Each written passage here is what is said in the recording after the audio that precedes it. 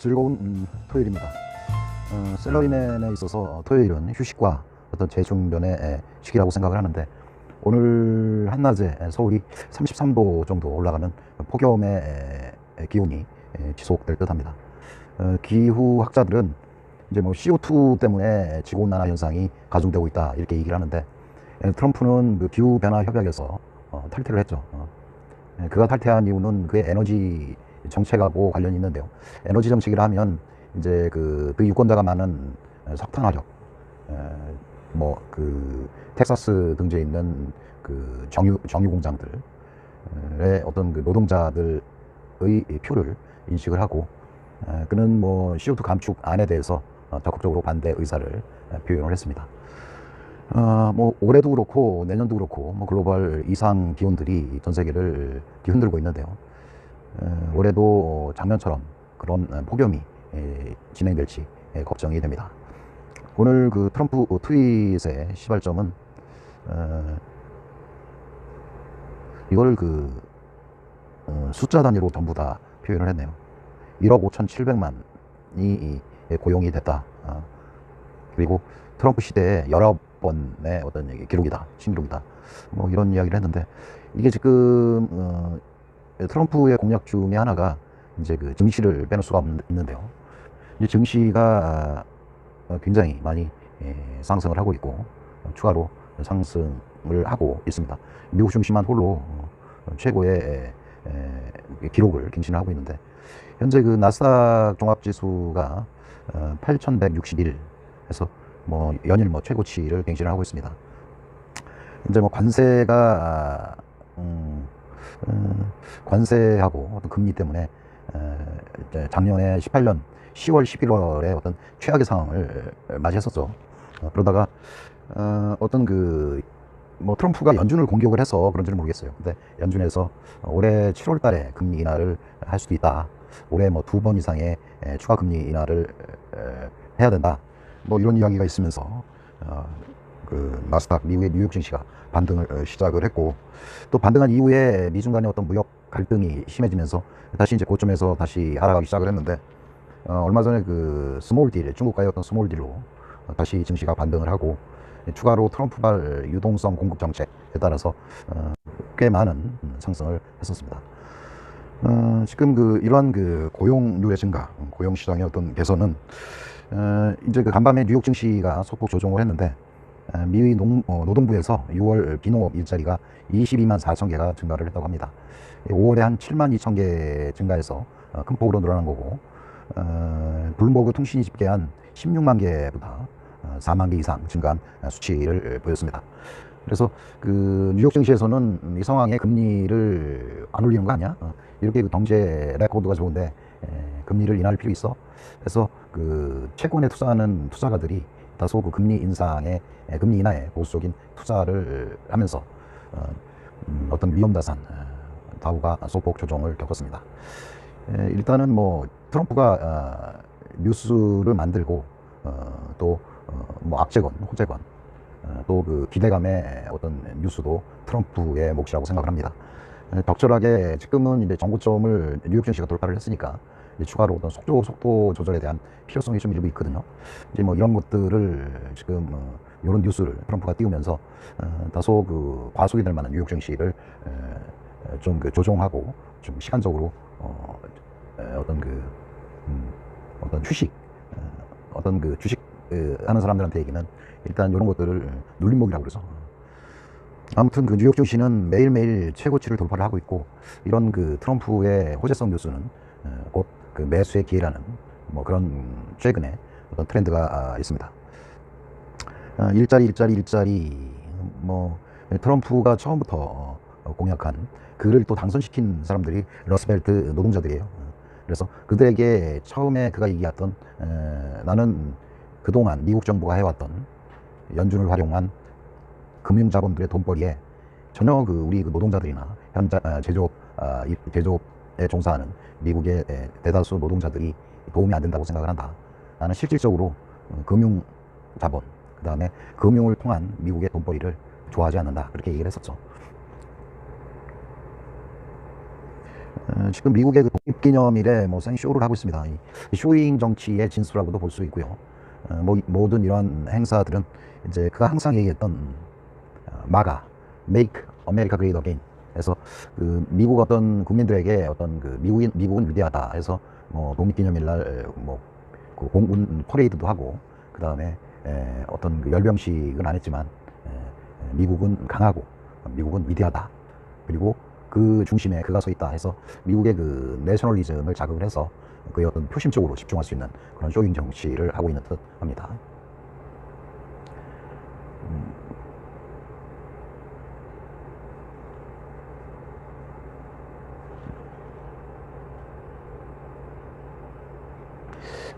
뭐 그러니까 애국자라고 표현을 했죠. 워싱턴 매뉴먼트에 참석한 사람들이 애국자고 뭐 비는 오지만 날씨는 맑을 것 같다. 그래서 사람들을 모으고 거기에 그는 등장을 해서 이게 또 미국의 뭐 최근에 최초라고 하죠. 이렇게 독립 기념일 날 이렇게 사람들을 모으고 거기에 뭐 비행기도 날아다니고 그가 또 뭐 연설을 1시간 정도 하고 비가 오는데 뭐 날씨도 좋고 꽤 빨리 쾌청해지고 온도도 좀 시원해지고 있다. 45분에 갈게 기다려라. 여기 이제 캘리포니아에 어떤 그 지진이 있었습니다. 그래서 그가 이제 뭐 트윗을 통해서 충분히 보고를 받았고 어떤 그 충분히 대책을 세워서 진행을 하고 있다. 이런 이야기고요. 이게 이제 뭐 위기 관리 능력에 대한 그의 어떤 그 믿음을 국민들한테 보여주게 하는 그런 트윗이고요.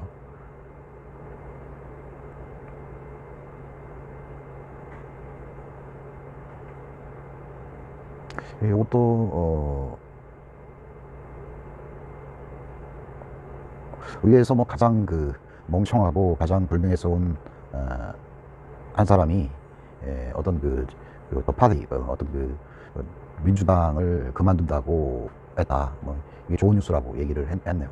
근데 이제 이게 뭐 무슨 관련이 있는지 모르겠지만 그의 어떤 그 아픈 구석, 그러니까 뭐 공모설, 뭐 개입설, 뭐 이런 것들에 대한 언급이 있었던 모양이에요. 그래서 아마 그만둔 사람이 아마 이 공모설이라든가 이런 쪽 그만둔 이유를 이쪽으로 만든 모양입니다. 그래서 글을 이제 나가는 글을 그는 dumbest 하고 disloyal man, 불명예스러운 사람으로 표현을 했네요. 뭐 솔트 투 아메리카, 워싱턴 매뉴먼트 독립기념일 행사에 대한 뭐 이런 이야기고요. 최첨단 에어크래프트가 떠다니고 그 다음에 또 뭐 군중들의 어떤 그 큰 함성 뭐 이런 이야기입니다. 미국 그 생일 축하. 요거는 이제 그 인구 조사를 한 모양이에요. 미국도 센서스 2020 센서스. 근데 인구 조사 그 설문지에 are you citizens of the United States? 그러니까 당신은 미국 시민이냐? 이거를 이 설문조사에 문구가 있는데 그동안은 이제 이민자들 그다음에 equal opportunity 어떤 이호 정신에 따라서 이 문구가 삭제가 됐었는데 다시 이제 트럼프가 이거를 넣어야 된다 이렇게 주장을 한 모양입니다. 당신은 미국 시민이야?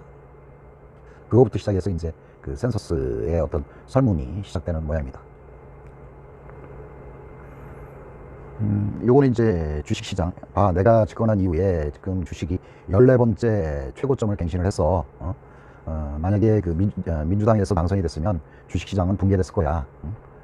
그러니까 나를 계속 지지하면 투자자들, 그다음에 월가, 그다음에 많은 그 퇴직자들도 연금을 통해 주식에 투자를 하고 있습니다. 우리나라는 주식 투자는 마치 노름꾼, 뭐 사기꾼, 뭐 이런 용어들이 많은데 트럼프는 실시간으로 뉴욕 증시, 특히 다우, 나스닥, S&P를 차트를 본다고 합니다. 그 이야기는 뭐냐면 자본주의에서 자본을 개인들이 보유를 한다고 하면 그 자본에 대한 가치를 상승시켜주는 게 가장 중요한 대통령의 역할이라고 생각을 하고 있는 것 같습니다. 적절하게 시장이 하락 시에는 붕괴를 막는 그런 호재를 내보내고 또 그 과속을 해서 내년 11월 옥토버 서프라이즈 내년 11월을 위해서 거품을 만드는 적절한 시기가 너무 빨리 오면 오히려 더 나중에 필요할 때 지수가 상승하지 못할 수가 있거든요. 그래서 그는 적절하게 뉴욕 차트를 보고 악재와 호재를 번갈아 내면서 시장을 윗방향으로 상승을 시키고 있습니다.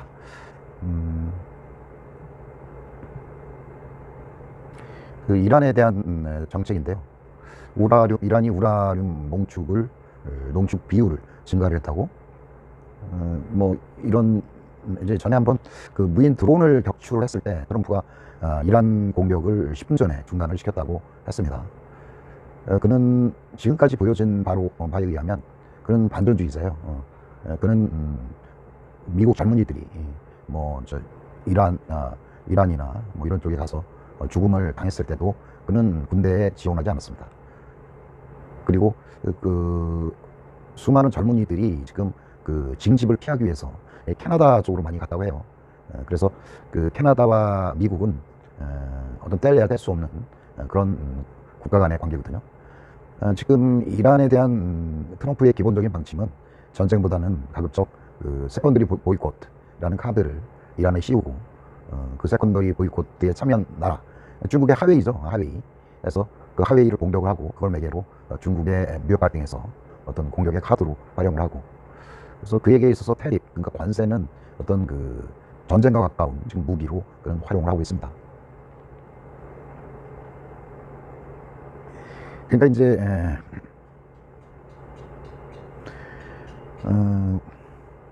만약에 거기에서 새로운 어떤 그 뉴클리어 딜, 어떤 새로운 어떤 그 핵 협상이 있었다면, 없었다면,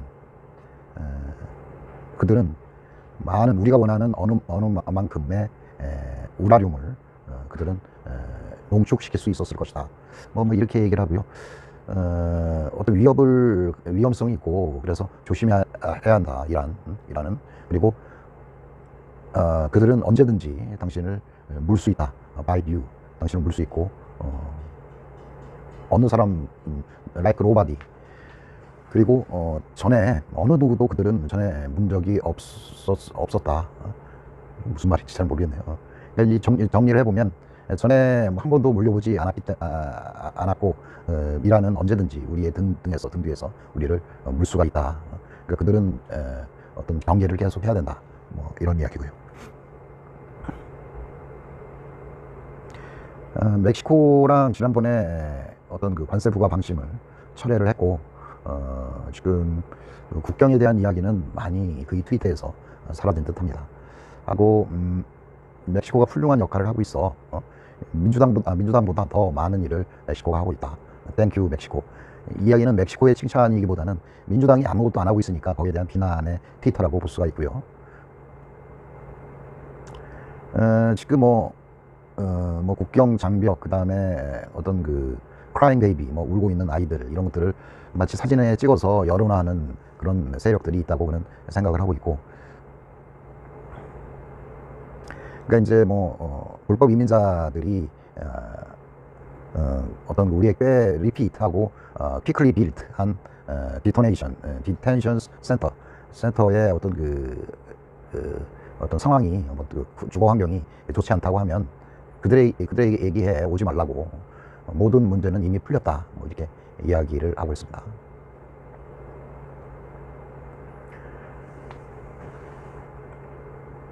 그 페트롤 피포, 국경 수비대 사람들은 어떤 병원 근무자도 아니고 의사나 간호사도 아니다. 이렇게 얘기를 하고요. 왜냐하면 여기서 뭐 이런저런 뭐 환자도 생기고 미국이 못 넘어오게 해서 이런저런 많은 사건들이 있는데, 그 국경 수비대가 그들을 다 의료적으로 케어가 안 되는 상황이다.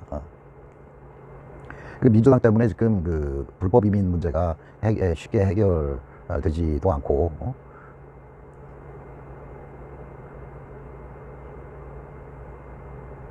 그리고 그 많은 그 불법 이민자들이 꽤 괜찮아. 그들이 온 것보다도 멕시코나 뭐 베네수엘라 이쪽 상황보다 훨씬 더 나은 상황이다. 아무리 그 시설들을 잘 만들어놔도 민주당 사람들은 그 방문자들은 뭐 경악하고 테러블 나쁜 것들만 언론에 내보내기 때문에 이런 상황이 지속적으로 벌어지고, 만약에 그 민주당 사람들이 진짜 그런 것들을 개선하길 원하면 이민법을 바꿔. 이게 쉬운 얘기인데 왜 그 비난만 하느냐, 뭐 이런 이야기를 계속 하고 있습니다.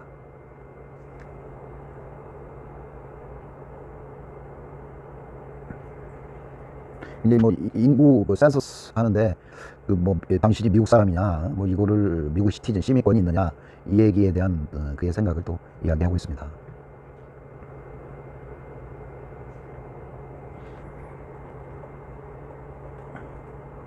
독립기념일 행사 firework are donated by two of the great nice.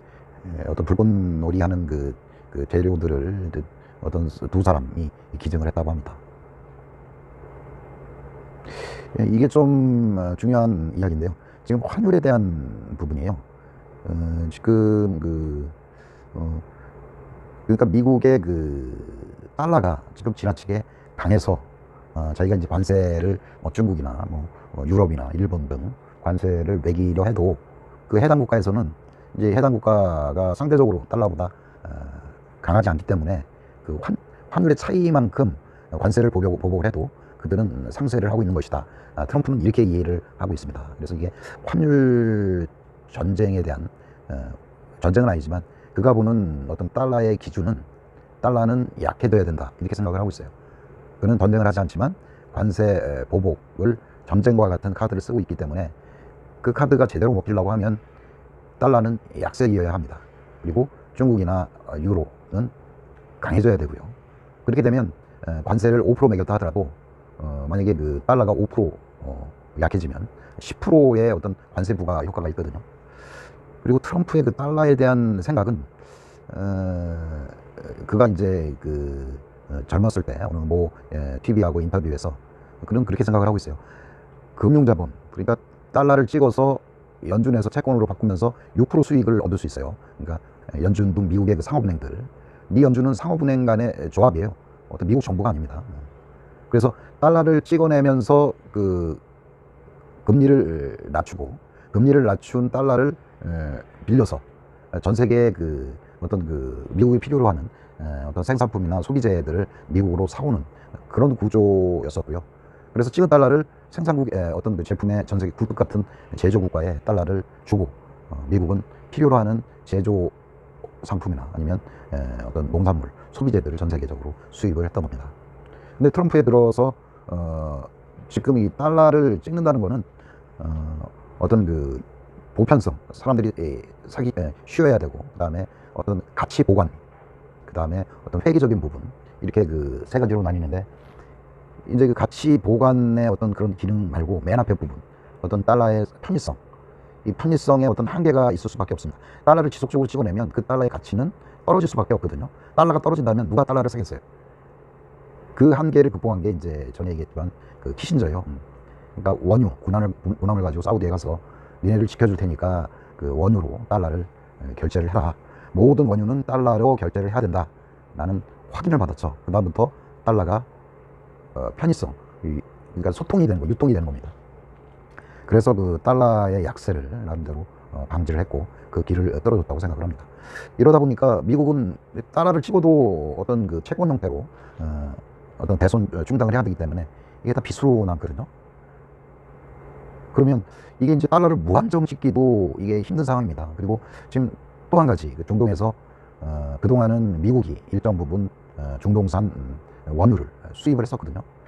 그때까지 어떤 세일가스라든가 세일오일들이 등장을 안 했고, 그래서 상당 부분 미국도 10% 이상, 뭐 20, 30%까지 그 호르무즈 해협을 통해서 이제 그 국제 원유를 이제 수입을 했던 국가였는데, 오늘 연초에 어떤 우리나라 연두 회견, 그러니까 뭐 네이버 무슨 뭐 어떤 회견이라고 얘기를 하는데, 미국 우리나라 그 연초에 얘기하는 그런 시각 똑같은데, 트럼프가 두 번째 한 얘기가 이제 우리나라는 전 세계의 원유 소비국이 아니라 생산국이다.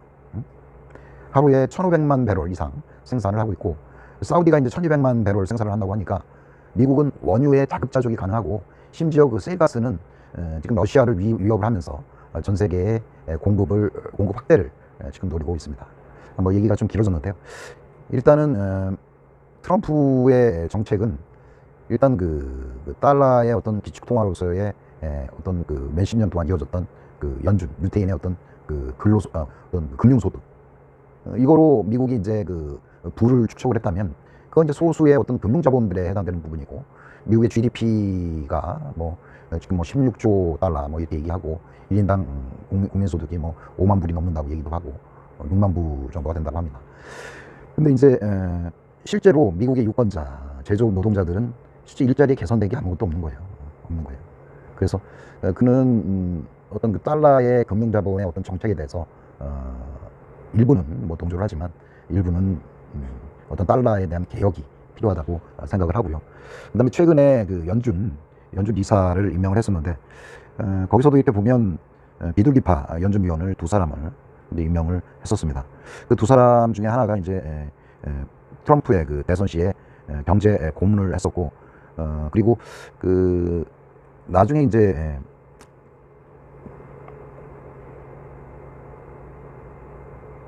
두 사람인데 하나가 이제 월러고 하나는 셀턴이라는 사람입니다. 셀턴은 어떤 그 유타 대학을 나왔고 경영학 박사를 받았어요. 그리고 이 사람이 어떤 그 경력 중에 건전화폐 프로젝트에서도 일한 적이 있고, 2016년 대선 때는 트럼프 캠프의 경제 고문 역할을 받은 친구입니다. 어떤 리노미네이션, 그러니까 화폐 개혁을 주창을 했던 사람이기도 하고, 그리고 원러는 이제 뭐 그 어떤 완화적 통화 정책을 선호하는 대표적인 비둘기파로 꼽히는 그런 사람이고요. 그래서 이 앞으로 미국의 정책은 이제 금리 인하를 지속적으로 하는 방향으로 지속이 되고, 이게 이제 금리 인하를 하다 보면 이제 흘러넘치는 달러가 그 추가적으로 이제 그 원유도 아까 얘기했다시피 어떤 원유를 통해 달러를 유통하는 그런 어떤 유통 구조도 이제 거의 없어지는 것 같고, 이 달러를 어떻게 소진을 해야 되느냐, 이 달러가 소진이 되고 그 만약에 트럼프처럼 금리를 인하한다고 하면 이 달러에 대한 수요는 더 없다고 생각을 해요. 그래서 섣불리 달러를 강세로 달러 투자하시는 분들은 이런 그 시스템적인 거를 알 필요가 있다고 생각을 합니다. 그래서 결론은 금리는 낮아진다. 이거는 우리나라한테는 그 일시적으로 어떤 그 유동성 위기를 극복할 수 있는 어떤 브리셔, 그러니까 어떤 숨통과 같은 역할을 할 수 있고요. 뭐 신흥국이나 뭐 중국이나 우리나라도 뭐 똑같고, 이러한 정책의 근간은 쉽게 바뀌지 않는다. 왜냐하면 내년 옥토버 서프라이즈 미국 대선 전에 트럼프는 지속적으로 유동성을 공급을 하고 많은 미국 투자자들에게 수익을 갖다 주고 경제 번영과 주가 상승에 대한 모티브가 금리 인하예요. 그래서 만약 금리 인하를 연준에서 데이터만 보고 금리 인하를 안 한다고 하면 그는 또 다른 쇼크 방법을 통해서, 악재를 통해서 시장을 하락시키고 또 그 지표로 연준은 금리 인하를 단행하게끔 추진을 할 것 같습니다. 시간이 이런저런 얘기 때문에 많이 길어졌는데 참고를 하시고요.